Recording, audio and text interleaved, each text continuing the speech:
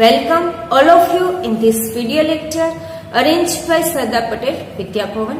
So dear students, today we are going to learn Unit 6, Read to Suspect Identification.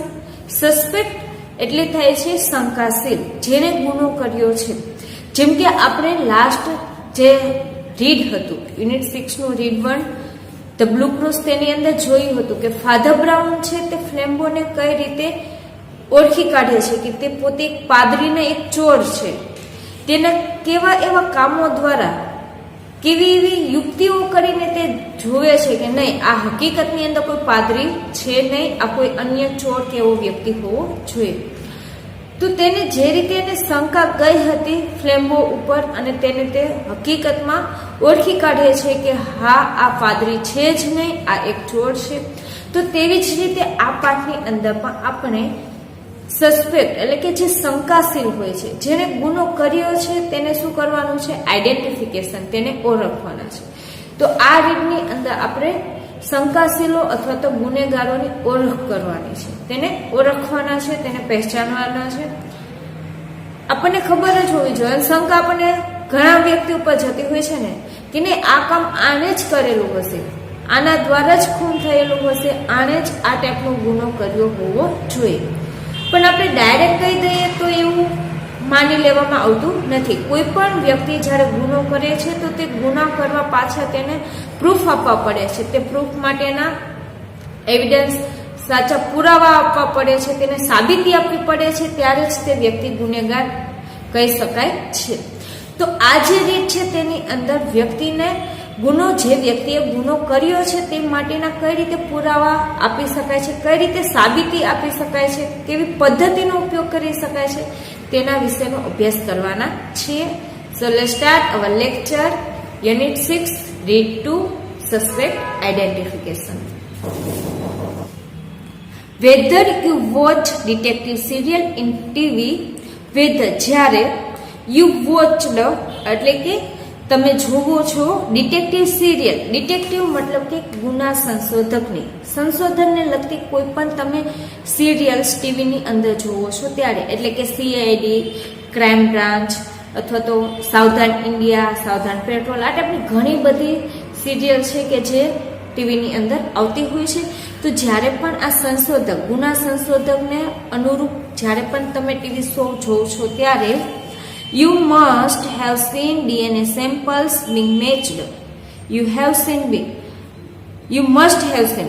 તમે ચોક્કસ જોયું હશે DNA samples being matched.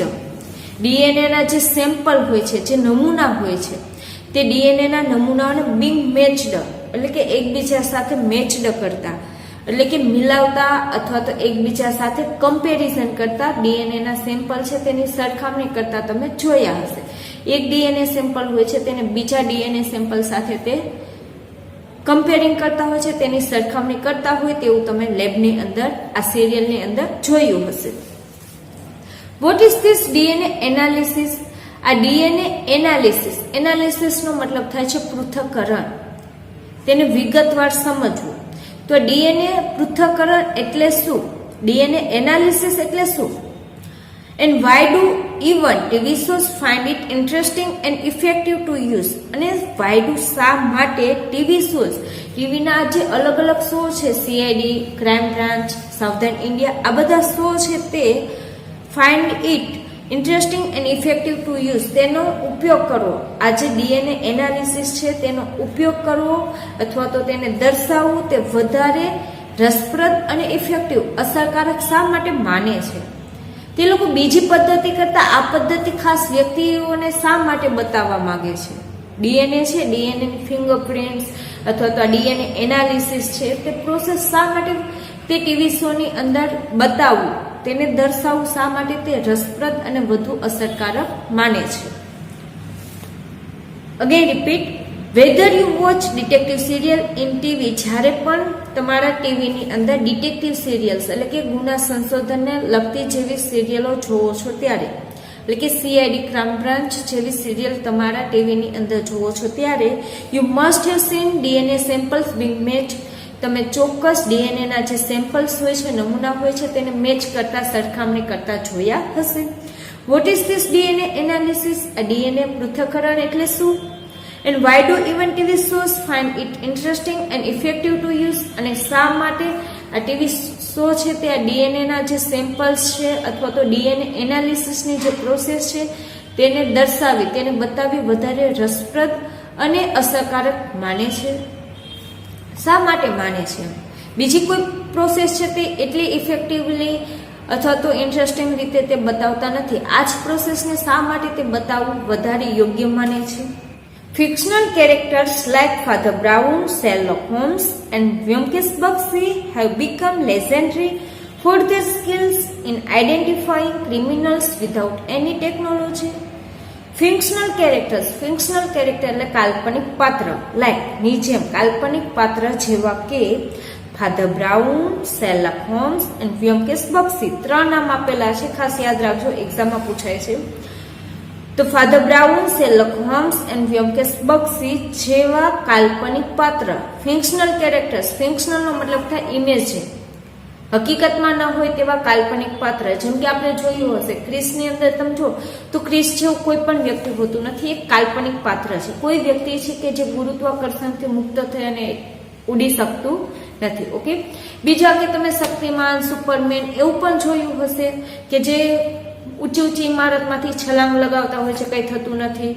Spider-Man, તો Spider-Man પોતાના હાથમાંથી એક પ્રકારના તંતુ છોડે, ગમે ત્યાં ચોંટી જાય. તો એવું હકીકતમાં કંઈ જ હોતું નથી. આ બધું શું હોય છે? એક ફિક્શનલ હોય છે, એક ઇમેજિન હોય છે, કાલ્પનિક હોય છે. તો તેવી જ રીતે અહીંયા પણ કેટલાક પાત્ર આપેલા છે જે પાત્ર કાલ્પનિક પાત્ર છે, હકીકતમાં કોઈ છે નહીં. મૂવીની અંદર હોઈ શકે છે અથવા તો જે આપણે લાસ્ટ યુનિટ જોઈ ગયા તે ટાઈપની એક સ્ટોરીની અંદર રીડ 1માં જે રીતે ફાધર બ્રાઉન હતા, તો આ ટાઈપની સ્ટોરીની અંદરના કેરેક્ટર વિશેની વાત કરેલી છે. તો ફિક્શનલ કેરેક્ટર્સ એટલે કે કાલ્પનિક પાત્રો like Father Brown, Sherlock Holmes and Byomkesh Bakshi. Father Brown, Sherlock Holmes and Byomkesh Bakshi જેવા જે કાલ્પનિક પાત્ર છે હેવ બીકમ એટલે કે બની ચૂક્યા છે લેજેન્ડરી એટલે કે ખૂબ જ જાણીતા, પ્રખ્યાત એવા, જેનો સિમિલર મિનિંગ તમે વેલ નોન લઈ શકો છો. લેજેન્ડરીનો સિમિલર શું થાય છે? વેલ નોન, અને એક્ઝામમાં ખાસ પૂછાતું હોય છે. તો વેલ નોન એટલે ખૂબ જાણીતા, ખૂબ જ પ્રખ્યાત એવા જે કાલ્પનિક પાત્ર બની ચૂક્યા છે. શા માટેથી? ફોર ધેર સ્કિલ્સ, પોતાની આવડતથી. In identify criminals without any technology. Without any technology એટલે કે કોઈ પણ ટેકનોલોજીના ઉપયોગ વગર જ આઈડેન્ટિફાય ક્રિમિનલ્સ એટલે કે જે ક્રિમિનલ્સ, ગુનેગારો છે તેને ઓળખી કાઢવામાં પોતાની સ્કિલથી આ ટાઈપના જે કાલ્પનિક પાત્ર છે તે ખૂબ જ કાલ્પનિક પાત્ર કયા કયા? Father Brown, Sherlock Holmes and Byomkesh Bakshi have become legendary. Have become એટલે કે બની ચૂક્યા છે, લેજેન્ડરી એટલે કે ખૂબ જ જાણીતા. લેજેન્ડરીનો સિમિલર મિનિંગ શું થાય? તો હોય છે વેલ નોન એટલે કે ખૂબ જ જાણીતા, ખૂબ જ પ્રખ્યાત એવા. ફિક્શનલ કેરેક્ટર એટલે કે કાલ્પનિક પાત્ર બની ચૂક્યા છે. શેના માટે? તો ફોર ધેર સ્કિલ, પોતાની આવડત માટે, પોતાના કૌશલ્ય માટે તે ખૂબ જ જાણીતા એવા કાલ્પનિક પાત્ર બની ચૂક્યા છે. શેમાં? તો in identifying criminals without any technology. Without any technology એટલે કે કોઈ પણ ટેકનોલોજી વગર, કોઈ પણ ટેકનોલોજીના ઉપયોગ વગર જ ગુનેગારોને આઈડેન્ટિફાય કરવામાં, ગુનેગારોને ઓળખવામાં તેની કૌશલ્યથી, તેના કૌશલ્ય માટે આ જે પાત્ર છે ફાધર બ્રાઉન છે, શેરલોક હોમ્સ છે અને વ્યોમકેશ બક્ષી છે તે ખૂબ જ જાણીતા એવા કાલ્પનિક પાત્ર બની ચૂક્યા છે. ઓકે, શું મિનિંગ થાય છે કે કોઈ પણ ટેકનોલોજીના ઉપયોગ વગર. જો અહીંયા તમને આપ્યું છે વિધાઉટ એની ટેકનોલોજી એટલે કે કોઈ પણ ટેકનોલોજીના ઉપયોગ વગર જ ગુનેગારોને ઓળખી કાઢવામાં, તેમના કૌશલ્ય માટે આ જે ફાધર બ્રાઉન છે, શેરલોક હોલ્મેસ છે, શેરલોક હોલ્મેસ એન્ડ ધ વ્યોમકેશ બક્ષી છે તે ખૂબ જ જાણીતા એવા કાલ્પનિક પાત્રો બની ચૂક્યા છે. બટ ટુડે, પણ આજના સમયની અંદર ઇન્વેસ્ટિગેટર્સ એટલે કે ગુના સંશોધકો rather use lot of new technologies two identify culprit. શું કહે છે?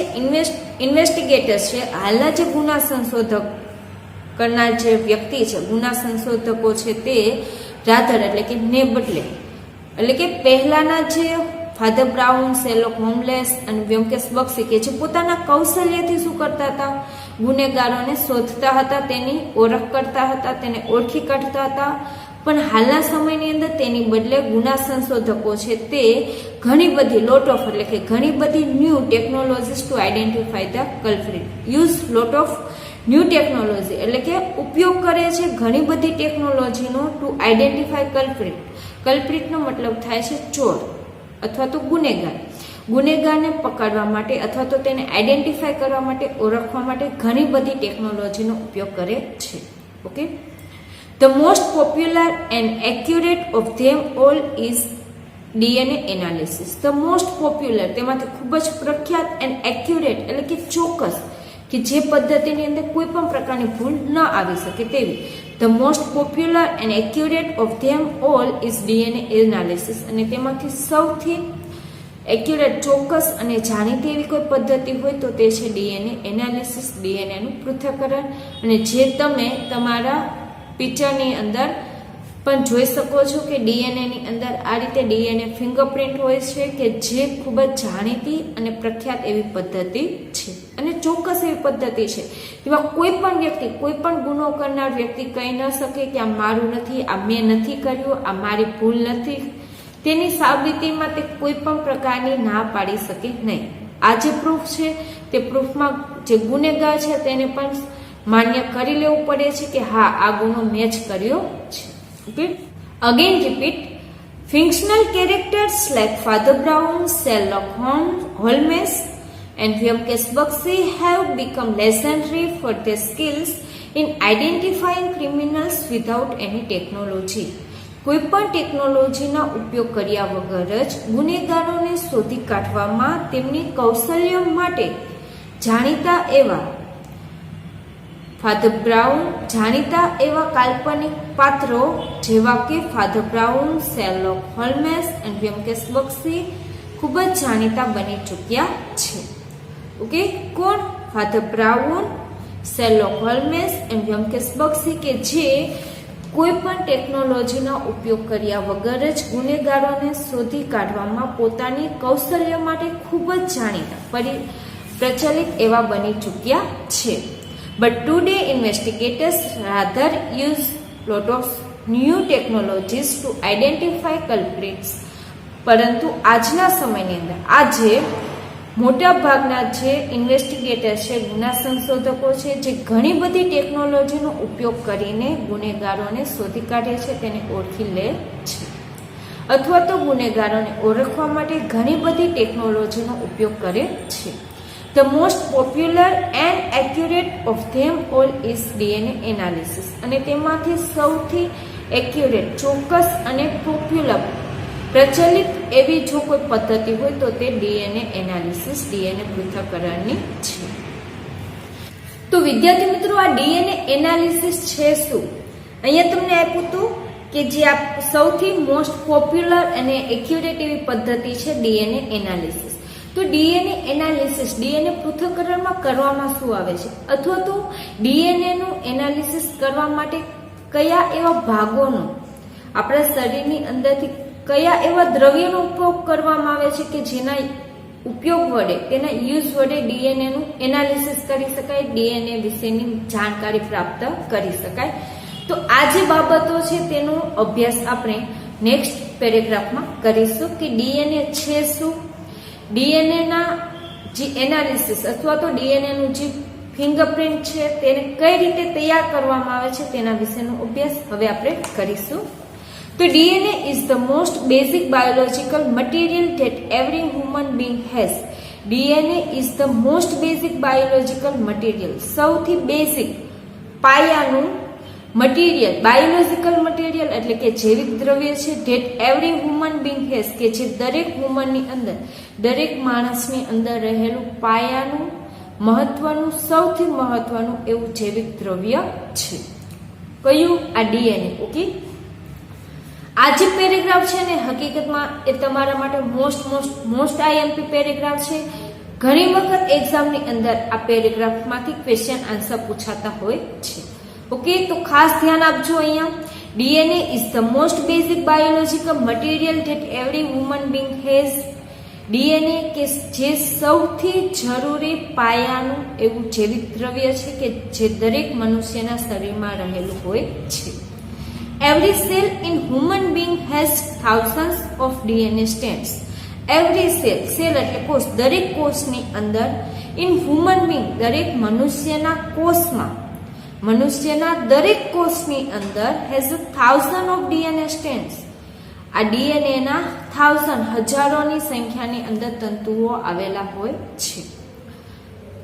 ધીસ ડીએનએ ઇઝ યુનિક અને આ ડીએનએ તે અજોડ છે, અનન્ય છે, અદ્વિતીય છે. મતલબ કે જેવું ડીએનએ ફિંગરપ્રિન્ટ અથવા તો ડીએનએના સ્ટેન્ડ મારી અંદર હોય, ડીએનએના તંતુ મારી અંદર છે, એવા કોઈ પણ મનુષ્યની અંદર હોતા નથી. ઇવન પેરેન્ટ્સની અંદર પણ આપણી જેવા સેમ ટુ સેમ ડીએનએના સ્ટેન્ડ આવેલા હોતા નથી. આથી જ બધાની અંદર જે ડીએનએ એનાલિસિસ થતું હોય છે તે કેવા પ્રકારનું થતું હોય છે? અલગ અલગ પ્રકારનું હોય છે. Every person has unique DNA fingerprints. દરેક લોકોની જે ડીએનએ ફિંગરપ્રિન્ટ્સ હોય છે તે પણ કેવી હોય છે? યુનિક હોય છે, અજોડ હોય છે. વ્યક્તિ દીઠ દરેક વ્યક્તિની અંદર જુદી જુદી ડીએનએ ફિંગરપ્રિન્ટ હોય છે. જેમ કે આપણે આ ફિંગરપ્રિન્ટ લઈએ છીએ એ જ ફિંગરપ્રિન્ટ કેવી હોય છે? અલગ અલગ પ્રકારની હોય છે. તેવી જ રીતે બધા પહેલા આ અંગૂઠાની ફિંગરપ્રિન્ટનો કેમ ઉપયોગ કરતા હતા? જે ભણેલા ન હતા તેને અંગૂઠાની છાપ આપતા હતા. શા માટે? કારણ કે આ જે હાથની ફિંગરપ્રિન્ટ્સ હોય છે તે પણ કોઈ સાથે મેચ થતી નથી, બધાની અલગ અલગ જ હોય છે. તેવી જ રીતે જે આ ડીએનએ ફિંગરપ્રિન્ટ છે તે પણ કેવી હોય છે? બધાની યુનિક હોય છે, અજોડ હોય છે, કોઈની સેમ હોતી નથી. This fingerprint can be identified using any available evidence like a blood, saliva, etc. અને આ જે ફિંગરપ્રિન્ટ છે, ડીએનએની ફિંગરપ્રિન્ટ કેન બી આઈડેન્ટિફાઈડ, ઓળખી શકાય છે યુઝિંગ એની અવેલેબલ એવિડન્સ.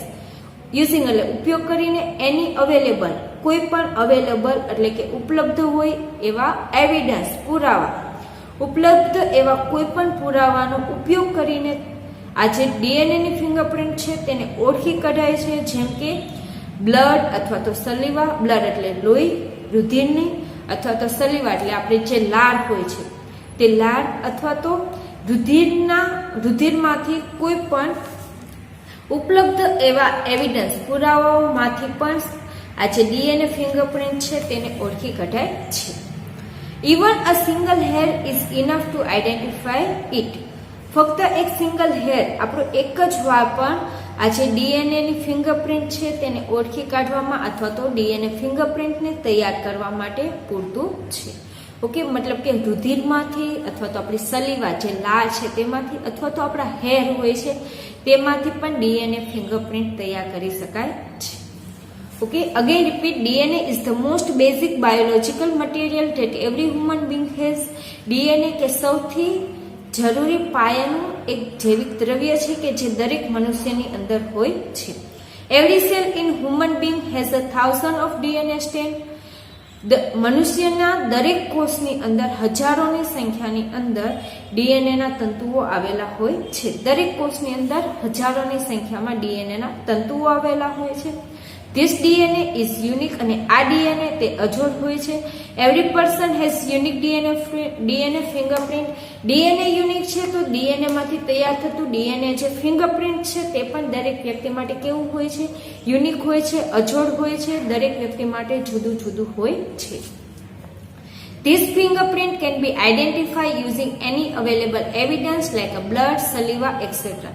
અને આ ટાઈપનું જે ફિંગરપ્રિન્ટ છે, ડીએનએ ફિંગરપ્રિન્ટ છે, તે કોઈ પણ ઉપલબ્ધ એવા જે પુરાવા જેમ કે રુધિર અથવા તો લાળ જેવા કોઈ પણ જે ઉપલબ્ધ પુરાવા હોય છે તે પુરાવાની મદદથી તેનો ઉપયોગ કરીને ડીએનએ ફિંગરપ્રિન્ટ છે તેને ઓળખી શકાય છે. Even a single hair is enough to identify it. આ ઉપરાંત ફક્ત એક સિંગલ હેર, આપણો વાળ પણ ડીએનએ ફિંગરપ્રિન્ટ તૈયાર કરવા માટે પૂરતો છે. એટલે કે હેરમાંથી પણ ડીએનએ ફિંગરપ્રિન્ટ તૈયાર કરી શકાય છે, તેને આઈડેન્ટિફાય પણ કરી શકાય છે. ઓકે, તો હવે પછીના જે આપણે સસ્પેક્ટ આઈડેન્ટિફિકેશન માટેની જે અન્ય પદ્ધતિઓ છે તેના વિશેનો અભ્યાસ નેક્સ્ટ લેક્ચરમાં કરીશું.